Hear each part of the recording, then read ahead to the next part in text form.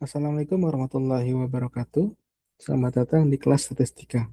Pada kali ini kita akan membahas terkait dengan uji hipotesis bagi rata-rata satu populasi. Yang akan kita uji, ya, ada yang namanya uji Z dan uji T. Ya, kalau uji Z itu dipakai ketika ragam populasinya tidak diketahui. Ya, kalau uji T akan dipakai ketika ragam populasinya tidak diketahui. Ya, biasanya dalam uji Z ini juga digunakan ketika sampel atau contoh yang kita ambil itu cukup besar, artinya lebih besar dari 30. Ya, ketika sampel yang kita ambil itu kurang dari 30, kita memakainya uji T.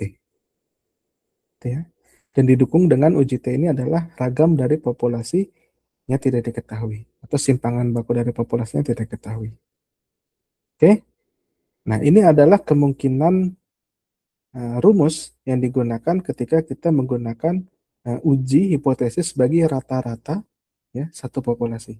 Ingat ya, kemarin kita sudah belajar terkait dengan uji hipotesisnya itu bisa berupa rata-rata, bisa berupa ragam, dan bisa berupa proporsi. Nah, pada kali ini kita akan belajar terkait dengan uji hipotesisnya bagi rata-rata. Ya, jadi yang akan kita uji adalah mu-nya. Ya, tetanya berubah menjadi mu. Oke, sekarang kita lihat dari dua kemungkinan tabel besar ini.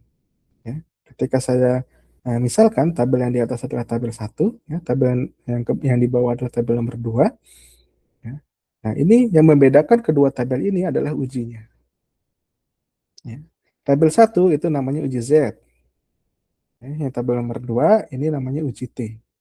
Kapan digunakan uji Z ini? Ya. Uji Z ini digunakan ketika ragam varians gitu ya, atau simpangan baku dari populasinya itu tidak diketahui.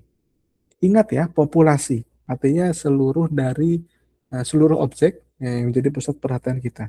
Nah, ketika dari seluruh populasinya itu kita tidak tahu ragamnya, variansnya itu tidak tahu, simpangan bakunya juga tidak tahu, ya berarti kita menggunakan uji T. Ya. Ketika kita tahu ragam dari populasinya, kita menggunakan uji Z. Biasanya ya ragam dari populasi itu diketahui biasanya dari penelitian-penelitian sebelumnya ya atau literatur sebelumnya. Jadi udah ada yang pernah meneliti ya, sudah ada yang pernah meneliti ya. Nah, itu biasanya diketahui itu ya apa ragam dari suatu populasi. Karena kan tidak mungkin ya. Ya jadi sesuatu populasi itu kan sangat besar gitu ya. Nah, sangat besar. Jadi kan apa tidak mungkin untuk kalau kemarin kita belajar apa teknik sampling gitu ya. Nah, itu tidak mungkin untuk meneliti keseluruhan dari suatu populasi ya. Kalau populasinya sangat besar, gitu. Tapi ada juga yang bisa gitu ya. Atau mungkin meneliti seluruh populasinya. Syaratnya apa ya? Harus punya cukup uang ya, cukup sumber daya ya, kemudian cukup waktunya ya. Nah, itu biasanya bisa ya untuk mengukur atau menghitung ragam dari populasinya. Ya. Nah, ketika kita tidak mengetahui, nah kita menggunakannya uji T. Ya. Jadi ya, itu ya membedakan ya. Kapan menggunakan uji Z? Ketika ragam populasinya diketahui. Kapan menggunakan uji T? Ketika ragam populasi atau simpangan baku populasinya itu tidak diketahui. Ya. Kemudian uji Z itu biasanya digunakan ketika sampel yang kita gunakan itu cukup besar, ya, lebih besar dari 30. Ya. Kapan menggunakan uji T? Ya, uji T itu digunakan ketika kita mengambil sampelnya kecil, ya, atau kurang dari 30. Ya. Nah, kemudian kita juga harus bisa membedakan hipotesis itu dua arah atau satu arah. Ya, jadi pembelajaran kemarin kita sudah bisa membedakan ya mana ciri-ciri hipotesis dua arah, mana satu arah. Gitu ya. Kalau dua arah, ya kita lihat nih di perumusan hipotesisnya. Ya, ketika dua arah, ya berarti perumusan hipotesisnya H0 sama H1-nya selalu sama dengan dan tidak sama dengan. Ingat ya, H0 itu selalu ada simbol sama dengannya. Kalau kalian perhatikan, ya, selalu ada simbol sama dengannya. Ya, kalau hipotesis dua arah, ya berarti sama dengan tidak sama dengan. Apa yang diuji? Ya mu. Karena kita menguji rata-rata. Ya, mu. Ya, jadi mu sama dengan mu nol. Lawannya mu tidak sama dengan mu nol. Mu nol itu apa? Mu nol adalah rata-rata populasi yang mau kita uji. Ya, rata-rata populasi yang mau kita uji. Angkanya berapa? Gitu ya. Misalkan saya mau memberikan contoh bahwa IPK ya, IPK lulusan akhir dari suatu universitas, misalkan IPK-nya 3,5 ya. Nah, itu yang mau kita uji. Apakah benar 3,5? Nah, itu yang namanya mu nol. Gitu ya. Itu namanya mu nol. Ya, itu hipotesis dua arah. Nah, kalau hipotesis satu arah, ya, ingat ya, satu arah adalah cirinya ada kata-kata lebih besar, ya, lebih tinggi, lebih berkualitas. Itu kita simpan di sebagai ekor kanan. Karena apa? Karena lebih dari. Ya. Oleh sebab itu lihat di H1-nya simbolnya adalah lebih besar. Ya. Berarti H0 ya, kebalikannya. Ya, lawannya lebih besar adalah lebih kecil. Ya. Dan selalu ada sama dengannya. Ya. Kalau ada kata-kata kurang dari, ya, kurang panjang dan lebih sedikit gitu ya. Nah, itu namanya kurang dari atau ekor kiri.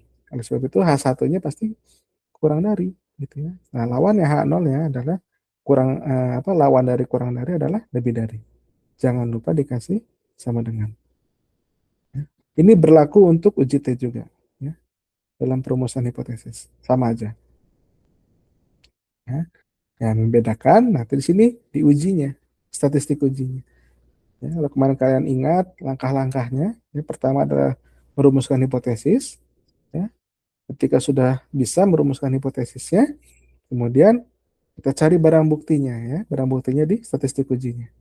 Pakai data, ya, dihitung semuanya. Makanya namanya ada ZH atau Z hitung. Ya, karena ini dari data, ya, dari data sampel atau data contoh. Ya. Kalau misalkan pakai uji Z, nah simbolnya adalah ZH atau Z hitung.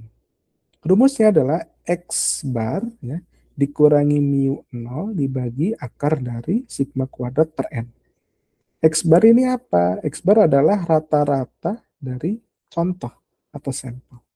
Average-nya atau mean-nya. Ya. Ini rata-rata dari contohnya. Nah, mu nol ini apa? Mu nol adalah ya rata-rata yang mau kita buktikan kebenarannya. Ya, yang mau kita uji. Ya. Nah, ini yang melekat di hipotesisnya. Ya, itu namanya mu nol. Ya, dibagi akar dari sigma kuadrat per N. Nah, sigma kuadrat ini adalah apa? Ragam. Ya. Ragam populasi. Atau varian dari populasi. Ya. Kenapa dalam uji Z ini pakainya ragam ya, atau sigma kuadrat, tapi kalau dalam uji T namanya S kuadrat. Kalau kalian lihat kan rumusnya sama aja nih, ya. Uji Z dan uji T ya. Kalau uji Z kan X bar min mu 0 ya, sama nih. Atasnya juga uji T ya. X bar min mu 0 dibagi ya, dibagi akar dari sigma kuadrat per N itu untuk uji Z ya. Tapi kalau untuk uji T itu akar dari S kuadrat per N. Yang membedakan kan hanya sigma kuadrat sama X kuadrat. Ya. Nah, karena apa? Ya karena uji T kita nggak pernah tahu ragam dari populasinya. Nggak diketahui. Ya. Nah, mau dari mana ya angka angka sigma kuadratnya? Ya. Oleh sebab itu dalam uji T, nah, sigma kuadratnya itu diganti dengan S kuadrat. S kuadrat adalah ragam atau varian dari sampel atau contoh hasil dari surveinya. Ini ragam dari contohnya. Ya. Nah, itu yang membedakan. Itu yang membedakan antara uji Z sama uji T. Ya. Nah, kemudian ketika kita sudah memilih, ya, kita mau pakai dua arah, ekor kiri apa ekor kanan. Nah, kemudian langkah berikutnya adalah kita punya kriterianya untuk menolak H0. Ada syaratnya, ya, ada syaratnya untuk menolak H0. Nah, syaratnya apa? Nah, kalau studi kasusnya ada hipotesisnya dua arah, nah pakainya yang atas nih. Ya. Nilai mutlak Z hitung harus lebih besar dari Z alfa per 2. Ya, harus dibagi dua, karena ini dua arah. Gitu ya. Nah, kalau uji T juga sama. Ya. Uji T nilai mutlak, T hitung, tahu ya nilai mutlak itu artinya apa? Selalu positif ya. Kalau misalkan ini saya punya nilai mutlak negatif 1, ya berarti nanti nilainya adalah sama dengan 1. Gitu ya. Itu nilai mutlak ya. Hanya mengingatkan. Ya. Kalau misalkan uji T, ya hipotesisnya dua arah, nah itu yang dibandingkan adalah tabel T. Kalau tadi kan tabel Z nih, kalau yang untuk uji Z. Ya. Kalau uji T yang dibandingkan adalah tabel T. Kalau dalam tabel T itu ada dua parameternya. Ya. Selain alfa ada yang namanya dB atau derajat bebas. Ya. Derajat bebas. Ya. Bahasa Indonesianya. Kalau bahasa Inggrisnya itu singkatannya adalah DF. Ya. Atau panjangannya adalah degree kan derajat ya, of ya, freedom, ya, bebas. Ya. Jadi degree of freedom itu DF. Kalau bahasa Indonesia adalah DB atau derajat bebas. Nah, rumusnya apa? Rumusnya adalah N-1. Ya, rumusnya adalah N-1. N itu apa? N adalah jumlah sampel yang diambil. Banyaknya sampel yang diambil. Atau banyaknya contoh yang terambil. Yang diambil oleh peneliti. Ya, harus dikurangi 1. N-1 itu namanya DB. Ya, jadi kalau uji T yang dibaca ada dua parameter. Alfa ya, sama DB. Kalau uji Z ya berarti langsung masuk ke dalamnya. Ya, kalau hipotesis dua arah pakai baris yang pertama. Ya, kalau ekor kiri ya pakai kriterianya yang tengah ini. Ya, yang Z hitung kurang dari negatif Z alfa. Ya, kalau ekor kanan berarti pakai yang bawah ini. Ya, Z hitung lebih besar dari Z alfa. Ya, jangan kebalik ya. Kalau misalkan hipotesisnya dua arah, tapi pakai kriterianya yang ini ya, yang Z hitung kurang dari negatif Z alfa. Ya, itu salah gitu ya. Salah. Jadi harus sesuai ya. Kalau hipotesisnya dua arah ya pakainya kriteria tolak H0 yang atas ya. Yang ini ya. Nilai mutlak Z hitung harus lebih besar dari Z alfa per 2. Ya, ini berlaku untuk uji T ya, sama aja. Ya. Tuh kalau kalian lihat sama aja semua. Ya. Hanya membedakan kalau uji Z yang dibandingkan adalah secara teorinya adalah kriteria penolakan H0-nya adalah tabel Z ya, atau tabel normal baku. Kalau di sini adalah yang dibandingkan uji T. Kalau uji T yang dibandingkan adalah tabel T atau test student. Ya. Ini kalian harus bisa membedakan sesuai dengan studi kasusnya. Oke. Nah, kemudian ini contohnya. Ya, misalkan ada suatu kasus. Ya. Kepala bagian QC atau quality control, ya, jadi bayangkan ya, ada tim QC punya bos, ya, bosnya namanya kepala bagiannya. Ya, memperkirakan bahwa dengan tingkat kesalahan 2,5%, rata-rata berat isi kaleng asam sulfat yang diproduksi pada bulan Maret adalah lebih dari 9,5 liter. Ya. Untuk itu, nah, kepala bagian QC tersebut ya, melakukan pengambilan sampel 7 kaleng asam sulfat dari seluruh kaleng asam sulfat yang diproduksi di bulan Maret. Berat ketujuh kaleng tersebut adalah 9,8 liter, ya, 10,2 liter, 10,4, 9,8, sampai 9,6 liter. Ujilah perkiraan kabak QC tersebut. Ya. Jadi bayangkan ya, bayangkan ada pabrik, gitu ya. Misalkan ada pabrik, ya, ada pabrik ini memproduksi kaleng. Ya. Di sini ada banyak kaleng asam sulfat. Ya, ada banyak kaleng asam sulfat. Nah, kemudian ya dari apa? Dari produksi kaleng asam sulfat ini, ya, nah dia Kabakyus ini memperkirakan gitu. Ini kayaknya misalkan yang diproduksi bulan Maret itu ada 5 juta kaleng. Ada 5 juta kaleng asam sulfat yang diproduksi pada bulan Maret. Nah, yang diproduksi pada bulan Maret. Nah, Kabak QC dia memprediksi, ya, dia punya hipotesis. Kayaknya dari 5 juta ini nih, ini rata-ratanya, ya, rata-rata beratnya itu lebih dari 9,5 liter deh. Ya. Dari 5 juta, ini misalnya satu populasi itu 5 juta gitu ya, atau 10 juta gitu ya. Dari 10 juta kaleng gitu ya, kayaknya rata-rata 10 jutanya itu lebih dari 9,5 liter. Nah, dia punya perkiraan tersebut. Ya. Nah, tapi harus diuji pakai data.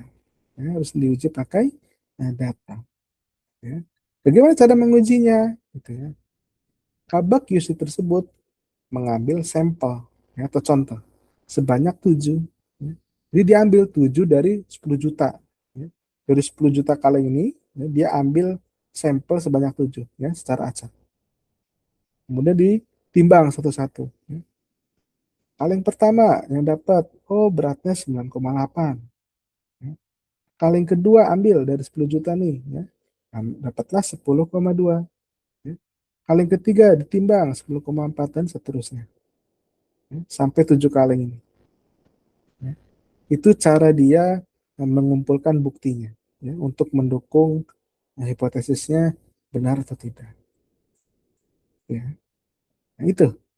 Bagaimana cara merumuskan hipotesisnya? Ya. Nah, langkah pertama adalah kita harus identifikasi. Identifikasi apakah ini uji hipotesisnya ini, ya, apakah kita akan menguji rata-rata, apakah kita akan menguji ragam, ya, atau kita menguji proporsi. Ya. Nah, ini kita harus tahu dulu. Ya. Oh ternyata, gitu ya, ternyata ini mau uji rata-rata. Gitu ya. Tahu dari mana nih ada nih misalnya. Kita harus pisahkan dulu mana yang merupakan hipotesis.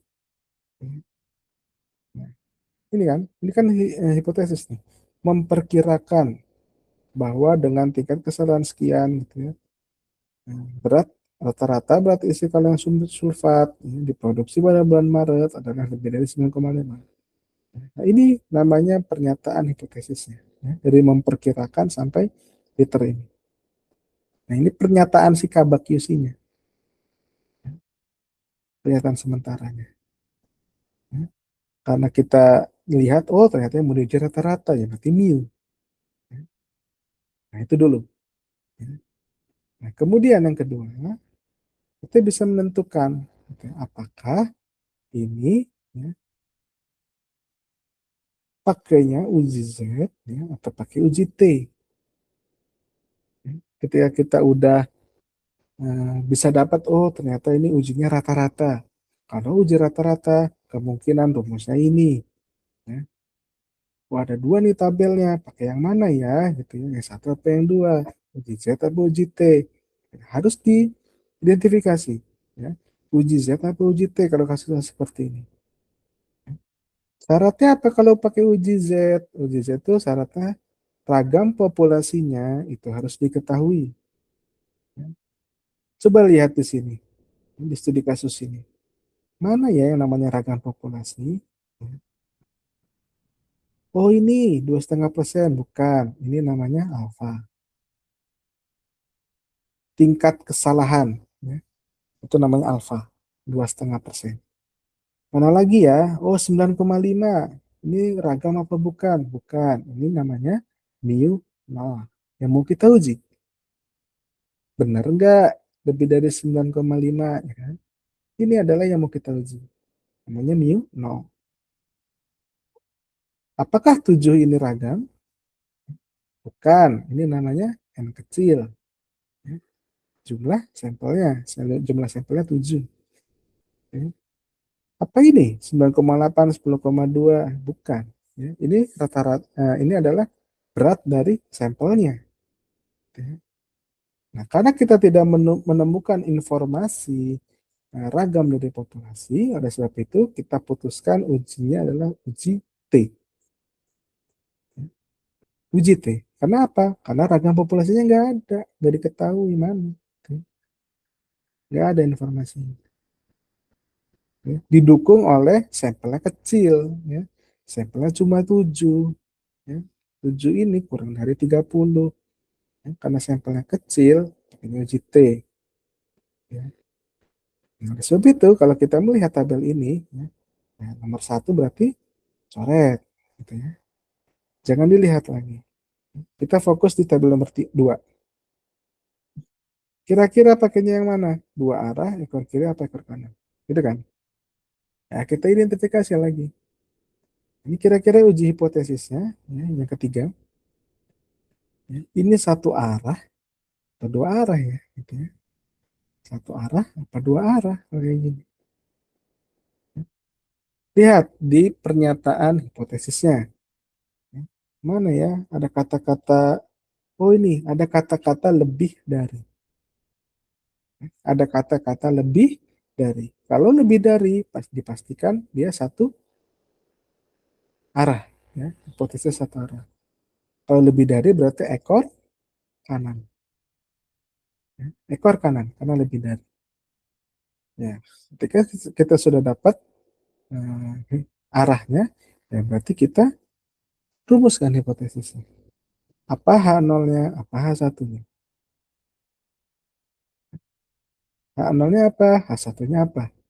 Ingat, H1 adalah pernyataan dari penelitinya. Ya. Berarti pernyataan penelitinya apa? Lebih dari ekor kanan. Ya, berarti mu ya, lebih besar, lebih dari 9,5 liter.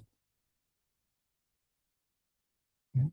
H0-nya berarti mu kurang dari lawan yang lebih besar kan kurang lebih kecil gitu ya. Dan jangan lupa dikasih sama dengan gitu ya.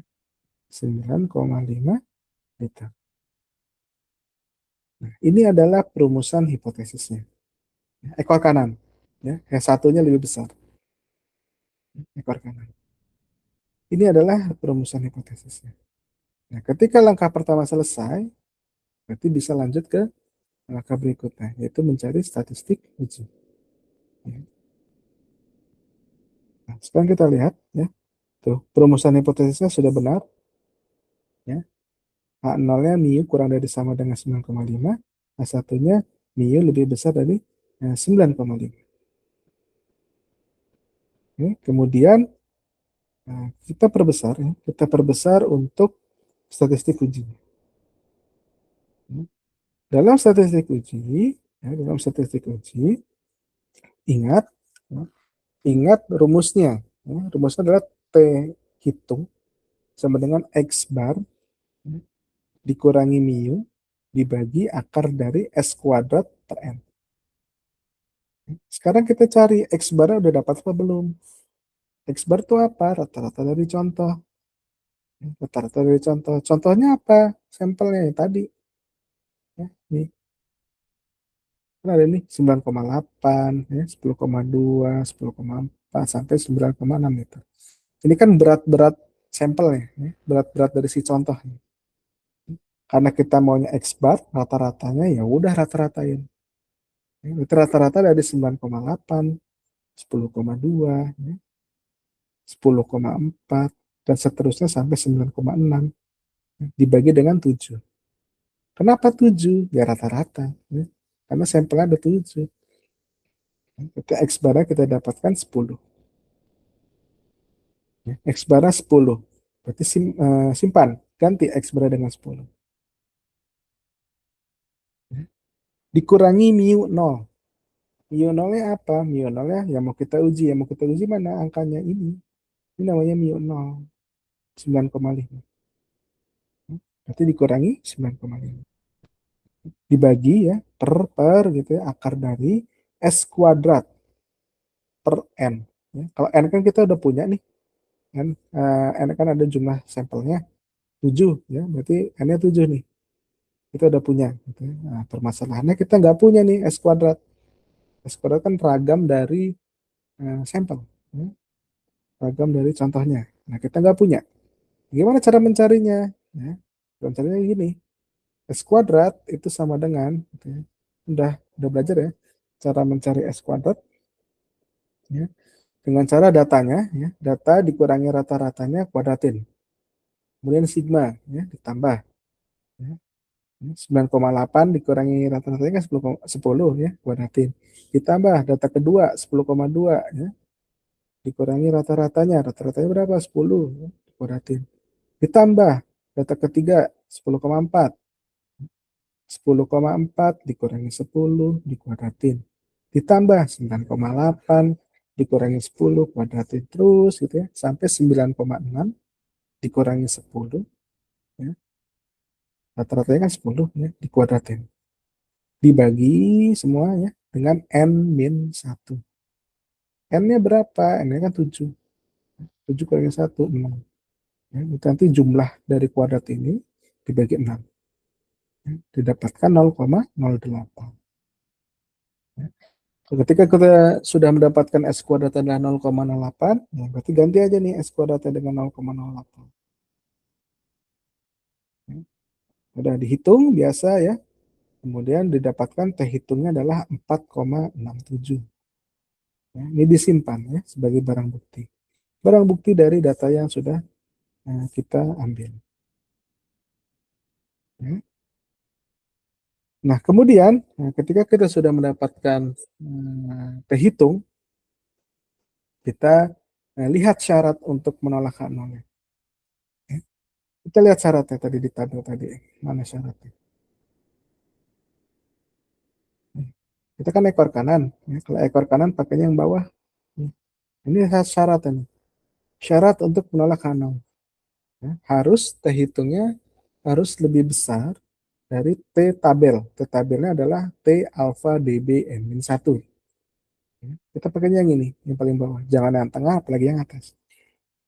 Pakainya yang bawah. Kenapa yang bawah? Karena ekor kanan. Karena ekor kanan. Pakainya yang bawah. Ya, kemudian kita hitung.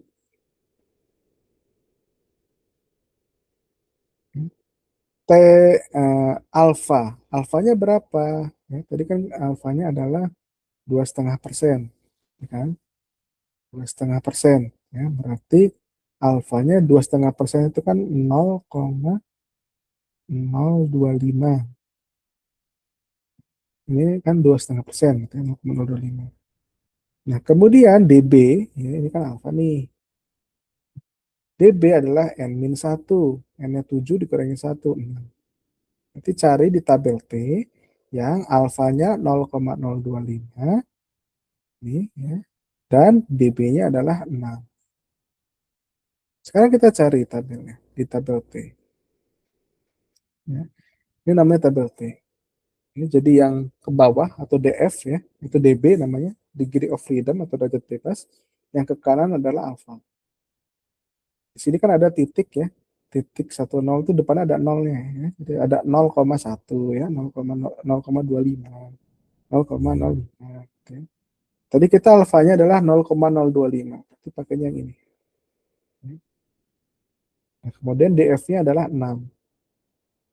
Itu pakai yang ini. Ya. Kemudian tarik aja. Ya. Kita pertemukan baris dan kolom. Ya. Dapatkan angka ini. Ini adalah 2,447. 2,447. Nah, ini sebagai pembandingnya. Ya. Teorinya adalah 2,447. Nah, sekarang kita simpan angka tabel T-nya. 2,447. Kita sudah dapat TH, T hitungnya dapat. Kemudian T tabelnya sudah dapat juga. Nah, sekarang kita bandingkan. Kita tadi dapat T hitungnya 4,67. T hitung nih, ya, 4,7. Kemudian T tabelnya adalah 2,447. Ya, 2,447. Sekarang kita lihat 4 sama 2. Tandanya apa? Lebih besar apa lebih kecil? Gitu kan ya. Oh, 4 lebih besar dong daripada 2 gitu ya. Oleh sebab itu, kita lihat syaratnya. Apakah ini memenuhi syarat menolak H0? Gitu ya. Nah, kalau tolak H0 kan syaratnya T hitungnya lebih besar dari T tabel. Kenyataannya T hitungnya juga lebih besar daripada T tabel. Oleh sebab itu, H0-nya ditolak. Memenuhi syarat. Ya, memenuhi syarat untuk menolak. Oleh sebab itu, kesimpulannya tolak H0. Ya. Ketika kita sudah menyimpulkan tolak H0, kita balik lagi ke hipotesisnya. Perhatikan. Ya, H0 dan H1. Kesimpulan kita adalah menolak H0. Artinya kita lebih percaya pernyataan dari H1. Ini yang kita percayai pakai data. Ya. Kesimpulannya, oh ternyata mu-nya atau rata-rata populasi dari 10 juta kaleng tadi, ya, rata-ratanya itu lebih besar dari 9,5 liter. Ini kesimpulan kita. Cocok nggak sama pernyataan dari peneliti? Ya. Kata penelitinya itu eh, rata-rata yang diproduksi pada bulan Maret itu lebih dari 9,5. Katanya, kenyataannya rata-ratanya memang lebih besar dari 9,5.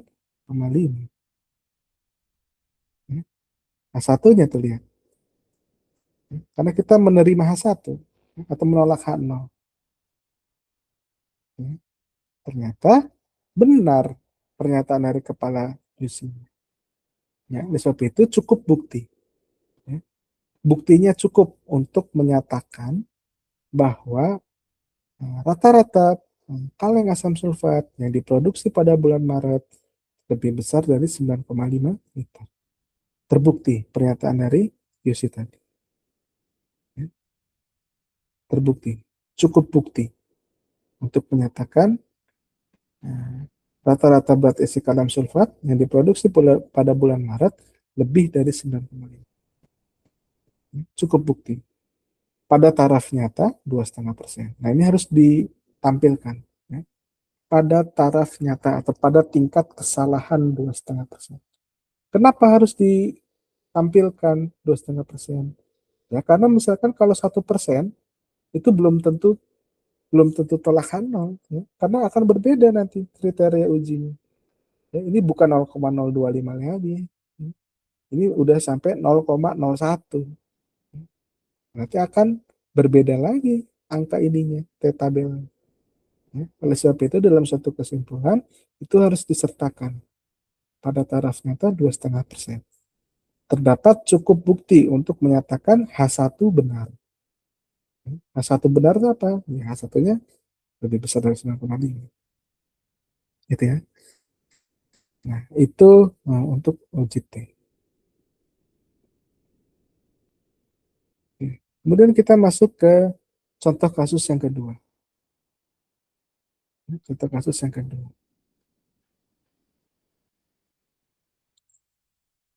Rektor suatu universitas berpendapat bahwa rata-rata IPK mahasiswa tingkat akhir di perguruan tinggi yang dipimpin adalah 3. Untuk menguji pendapatnya, suatu sampel acak 36 mahasiswa tingkat akhir diambil dan ditanyai satu-satu, ternyata rata-rata IPK-nya 2,6. Dari 36 ditanyain ya, semua ditanyain, ternyata rata-ratanya 2,6. Jika diketahui simpangan baku dari seluruh mahasiswa tersebut adalah 0,3, ujilah pendapat rektor tersebut pada taraf nyata 5%. Ya. Nah, ini harus diidentifikasi. Yang pertama, ini ujinya uji apa nih? Rata-rata, apakah uji ragam, atau uji proporsi? Ya. Oh, ini rata-rata, tahu dari mana? Soalnya, ya. Nih, ya, rata-rata. Ya. Berarti nanti hipotesisnya adalah mu. Ya. Itu rata-rata. Yang kedua, ya, ini pakainya uji apa? Uji Z atau uji T? Ya. Uji Z atau uji T? Ya. Syaratnya apa uji Z? Kalau ragam populasinya diketahui. Ada nggak di soal nih? Diketahui apa tidak? Oh, diketahui. Mana ini 0,3. Jika diketahui simpangan baku. Simpangan baku kan artinya gini ya. Simpangan baku kan sigma, ya, berarti 0,3. Ini simpangan baku. Ya, kalau misalkan ragam, ya berarti simpangan dikuadratin. Ya. Jadi 0,3 kuadrat. Berapa 0,3 kuadrat? Ya, 0,9. Ya. Nah, berarti ragamnya diketahui. Oleh sebab itu, karena ragam yang diketahui, pakainya uji Z. Ya. Pakainya uji Z. Didukung dengan sampelnya besar, ya, 36. Jadi lebih dari 30. Ya. Nanti pakainya uji Z. Kemudian ketika kita sudah menyimpulkan bahwa ini pakainya uji Z, berarti perhitungan-perhitungan di uji T abaikan. Nah, kemudian uh, kita harus tahu ini dua arah atau satu arah hipotesisnya. Ya, kita lihat mana hipotesisnya. Ini kan dari sini ya, berpendapat bahwa. Ini kan pernyataan hipotesisnya. Terus sampai tiga kemana. Oh, ternyata ada kata-kata ini. Adalah. Adalah, yaitu, gitu kan. Nah, itu namanya hipotesisnya dua arah. Ya. Nggak ada kan kata-kata lebih besar, lebih kecil, ya, lebih rendah. Tidak ada. Adanya kata-kata adalah. Adalah itu kan simbol matematisnya adalah sama dengan. Ya. Nah, sebab itu dipakai dua arah. Pakainya dua arah. Dua arah. Ya udah kita rumuskan hipotesisnya. H0, H1.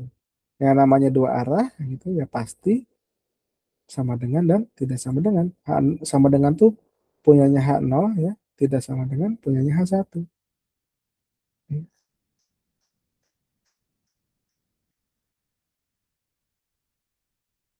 Mu nolnya apa? Mu nolnya yang mau kita uji adalah 3. Benar nggak 3 gitu ya? Benar nggak 3? Nah, ini adalah perumusan hipotesisnya. Ya. Nah, ketika kita sudah bisa menulis hipotesisnya, sama ya, ini perumusan hipotesisnya. Kemudian kita harus mencari statistik uji. Ya, pasti pakai uji Z ya, pakai uji Z. Jadi gimana rumusnya? Z hitung. Ya, Z hitung adalah X bar dikurangi mu 0 dibagi akar dari sigma kuadrat per M. Ya. Nah, ini yang bawah nih, kenapa bisa berubah nih rumusnya? Ya, karena sifat matematika ya, sifat matematika kayak seperti ini. Ya, sigma kuadrat per N. Kalau misalkan kuadrat ketemu dengan akar kan hilang. Ya, jadi sigma per yang bawah itu kan tidak ada kuadratnya. Ya, berarti ini masih masuk. Oke. Ini sigma per akar N. Ini sama saja. Ya, mau pakai yang kiri atau yang kanan sama aja. Ya, jadi jangan bingung. Oke, kemudian X bar. X bar udah dapat apa belum? Ya, sudah dapat. Dapat dari mana? Nah ini. Dari 36, ternyata rata-rata 36 ini adalah 2,6. Nah, itu namanya X bar. Ya, ganti X bar dengan 2,6. Ganti X bar dengan 2,6. Paham ya? Jadi 2,6 dapat dari mana? Nah, jadi dari 36 mahasiswa, kan ditanyain tuh satu-satu ya. A, kamu IPK-nya berapa? Oh, saya 4. Si B, kamu berapa IPK-nya? 1,5 misalkan. Ya. Si C, berapa kamu IPK-nya? 2. Terus ya, sampai 36 mahasiswa. Ternyata rata-ratanya ya, rata-rata dari 4, 1,5, 2, dan seterusnya, ternyata IPK-nya adalah 2,6. Sebab itu namanya X bar. Ya. Rata-rata dari contoh atau sampel. Cuma di sini kan nggak diketahui ya detail detail dari masing-masing IPK dari 36 orang ini. Ya, tapi sudah diketahui rata-rata dari 36-nya adalah 2,6. Ya, jadi jangan bingung ya. 2,6 ini adalah X bar. Ya. X bar udah dapat, Mu nol dapat dari mana? Yang mau kita uji. Mana yang mau kita uji? Yang nempel di hipotesis. Ya, 3. Ya, berarti mu nol adalah 3. Ya, per ya dibagi ya, sigma. Sigma itu kan simpangan baku. Ya, simpangan bakunya kita udah tahu nih. Simpangan bakunya 0,3. Simpangan baku kan simbolnya seperti ini. Ya, sigma. Ya, 0,3. Dibagi per ya akar N. Ya, jadi akar karena berapa? 36. Ya, ini jumlah sampelnya kan 36. Berarti akar dari 36.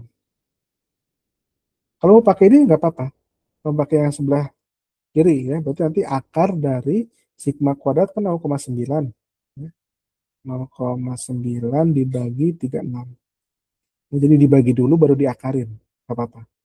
Berhubung ini sudah diketahui ya 0,3 ya udah langsung aja gitu. 0,3. Nah, kemudian dihitung, dapat Z hitungnya adalah negatif 8. Ini disimpan sebagai barang bukti. Negatif 8. Nah, kemudian ada namanya kriterianya ya tadi ya. Nah, syarat untuk penolakan 0 harus nilai mutlak Z hitungnya harus lebih besar dari Z alfa per 2. Ya. Z hitungnya harus lebih besar dari Z alfa per 2. Ini syarat untuk menolak H0. Pakainya tabelnya yang ini ya. Nah, pakai tabelnya yang ini yang atas. Nah, ini syaratnya. Jangan pakai yang lain ya. Disesuaikan dengan hipotesisnya. Ya, kemudian ketika kita sudah apa syaratnya sudah ada ya, ketika harus dicari ya di tabel Z. Z alfa per 2. Alfanya berapa tadi? 5% ya kan? Ya. Pada taraf nyata 5%. Taraf nyatanya 5%. Berarti alfanya 5%. 5% nama lainnya 0,05. Berarti harus kita cari, harus kita bagi dua dulu. Ya. Alfa per 2 karena kan dua arah. Alfa bagi 2. Ya, jadi 0,05 dibagi 2. Itu sama dengan 0,025. Ya. Berarti cari di tabel Z yang Z 0,025. Ya. Ini kita cari. Tabel Z itu ada dua tipe. Ya. Tabel Z yang negatif ya, lihat ya, bisa diperhatikan di sini Z-nya negatif semua. Ya. Kemudian ada tabel Z yang positif semua. Nah, ini cara membacanya berbeda. Saya mulai dengan Z yang negatif dulu. Jadi yang mau kita cari adalah Z berapa? 0,025. Ketika kita menggunakan Z yang negatif, gitu ya, berarti kita cukup langsung mencari nilai angka 0,025 itu di tabel. Cari langsung. Mana ya angka 0,025? Di sini. Ya, nah ini ya. Nah, ini titik 025 itu artinya di depan itu ada angka 0. Ya. 0,025. Tarik ke atas, tarik ke kiri. Ini kan 1,9. Ini abaikan aja ya negatifnya. Ini kan 1,9. Yang atasnya 0, ini ada 0 ya depannya ya. Ini ada berarti 0,06. Ditambahin sama dengan 1,96. 1,96. 1,96. 1,96. Berarti nilai Z 0,025 adalah 1,96. Ini cara membaca kalau tabel Z-nya negatif. Kalau tabel Z-nya positif, ini kan positif nih, ya, bisa dilihat ya positif. Yang mau kita cari adalah tadi Z 0,025. Ini kan mau cari nih. Tapi kalau pakainya tabel Z yang positif, nah ini jangan langsung dicari angka 0,025 ini. Tapi harus satu dikurangi dulu. Jadi harus Z 1 dikurangi 0,025. Ya. Jadi 1 dikurangi 0,025 adalah 0, berapa ini? 975.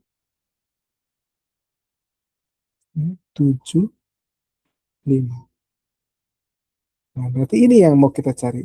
Z 0,975. Karena kita pakainya Z-nya yang positif. Ya, jadi harus 1 dikurangi 0,025 dulu. Itu yang dicari adalah Z 0,975. Ya, caranya jadi sini. Nah, dapat nih ya. 0,975. Tarik ke atas, tarik ke kiri. Sama ya, 1,9. Jadi mau pakai negatif, mau pakai positif, ya itu sama aja. Nilainya 0,975. Tapi kalau mau kalian di Excel itu, cara jadi apa Z-dis, gitu. Z distribution. Kalau tabel T tadi T-dis namanya, T distribution. Kalau kalian lupa membawa tabel misalkan, ya, di Excel juga bisa formulanya, ya, Z-dis sama T-dis. Kalian bisa cari. Ya, berarti nilainya adalah 1,96. Sama ya, mau positif mau negatif, hasilnya sama. Nah, kemudian simpan ya 1,96. Kemudian kita bandingkan ya, kita bandingkan tadi kan nilai mutlak negatif 8, kemudian tabelnya adalah 1,96. Negatif 8 dimutlakan kan sama dengan 8 gitu ya. Ini 1,96. 8 sama 1 berarti tandanya adalah lebih besar. Nah, karena 8 secara aktual 8 lebih besar dari 1,96, berarti dia memenuhi atau tidak syaratnya. Ya. Syaratnya itu apa? Ya ini, ya. Z hitungnya harus lebih besar daripada Z tabel. Oh, ternyata lebih besar 8 dibandingkan 1,96. Berarti syarat ini memenuhi. Ya. Ketika syaratnya memenuhi, berarti tolak H0. H0-nya berhasil ditolak. Ya. Balik ke pernyataannya, ketika kita menolak H0, artinya kita lebih percaya pernyataan H1. Ya. Kita lebih percaya bahwa rata-rata IPK-nya bukan sama dengan 3.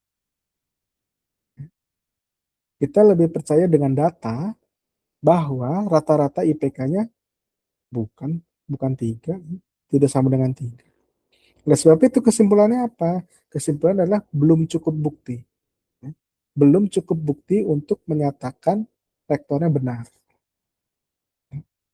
Belum cukup bukti untuk menyatakan pendapat rektor yang IPK-nya sama dengan 3 itu benar.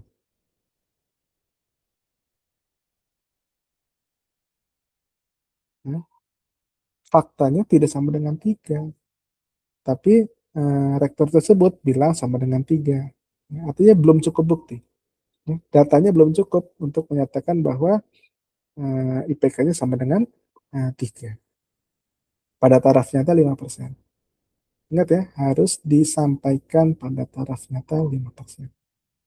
Karena apa? Ya karena pembandingnya 1,96. Ya, kalau pembandingnya 20%, ya, alfanya 20%, ya belum tentu tolak H0. Bisa-bisa gagal tolak. Ya. Bisa-bisa gagal tolak. Akhirnya terbukti. Ya. Cukup bukti akhirnya. Nah, seperti itu. Ya. Oke, mungkin itu saja pembelajaran kita untuk uji hipotesis bagi rata-rata satu populasi. Semoga dapat diterima dengan baik. Cukup sekian. Assalamualaikum warahmatullahi wabarakatuh.